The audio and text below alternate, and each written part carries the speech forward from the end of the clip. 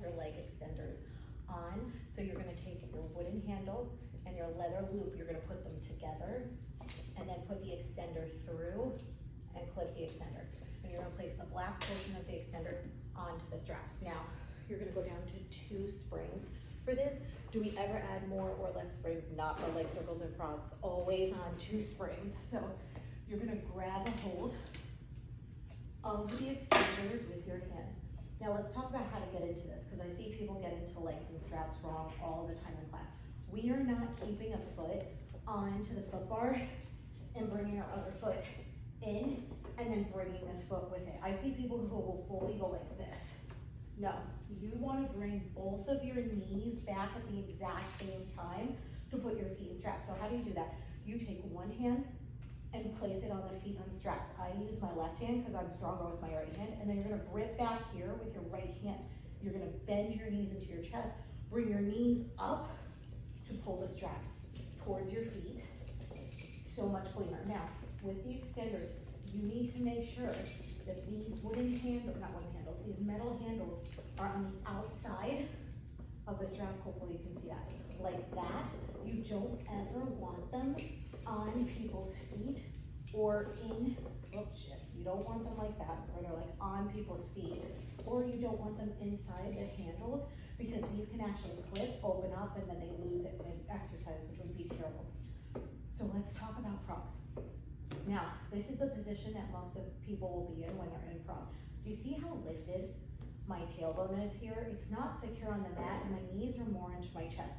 So when you're in frog, you are trying to find a tabletop position where your knees are actually over your hips and your butt is flat on the mat. So let's show you the difference. Knees into my chest, butt is lifted. This is not frog, this is frog. Knees to tabletop, tailbone is heavy on the mat. Now, you're gonna have your clients reach their arms towards the opposite side of the room like they're reaching towards the foot bar. Now, you're going to push your legs out, squeeze your inner thighs in, come back in. Only the tabletop, push out and in. You're using your core as brakes to stop your knees from doing this to lift your tailbone up. This is where the control and the actual work comes in, because gravity wants to pull your legs behind you. I need you to focus on pushing against that gravity to find as much length, and using your core to stop your knees from coming back further than they need to. Another thing you'll notice with frogs are people's feet. So hopefully you guys can see my feet in this shot. People's feet start to come out like this because they're so concentrated on keeping their heels together. They're not thinking of keeping their toes together. So I like to say, imagine there's a tennis ball in between your toes and you're squeezing your toes together. You're squeezing that tennis ball as you push out. So you're keeping internally rotated here as you push out. And this is a very physically demanding exercise. It's not this. This is doing nothing for you. Hello. It's like very froggerish, all right? So it's controlled. It's keeping your ribs into the mat. Your bra strap's connected. You're pulling your abs down and in as you extend your legs out. Squeeze those inner thighs together. Use your brakes to stop your legs, i.e. your core. Now, as we do this, we're reaching our arms along on the mat, but we're not jammed up into the shoulder blocks either. You're moving from your inner thighs and your glutes, your outer glutes, and where your thigh connects to your ass. We call this your fas. You're pushing out and in. Now, you're gonna transition into leg circles. You're gonna push your legs out to 45 degrees and then bring them to 90. Now, let's talk form. This is 90, so this is where your butt can be secure on the mat and your legs are reaching towards the sky. Now, for some people, their 90 will be this. So this means their butt's lifted. We always want our tailbone heavy on the mat, so you're gonna have them go more to like 85 and push into the straps to secure their butt first. So your tailbone is heavy on the mat, your arms are reaching. You're gonna open up to just your shoulder blocks here, not here, here.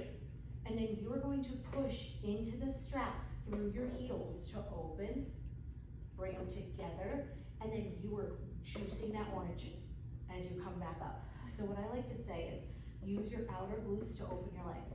Use your inner thighs to push them down and squeeze squeeze them together. Squeeze, squeeze, squeeze. Now keep squeezing as you come back up. Use your stomach or your core as brakes so the straps don't go behind you and lift your tailbone. Open. This is a huge hamstring stretch and an inner thigh workout if you're doing it right.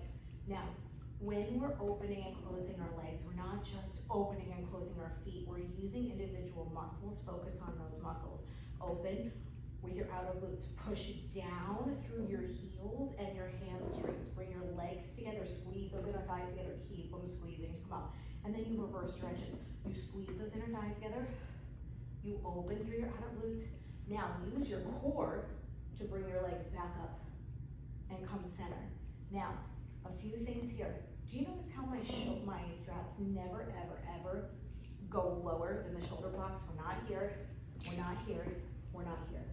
Range of motion is smaller on the Reformer. On the Tower, you have the ability to open your legs wider. Here, you don't, because if these snap against the shoulder blocks, they can come and gash you right in the freaking face, and that would suck.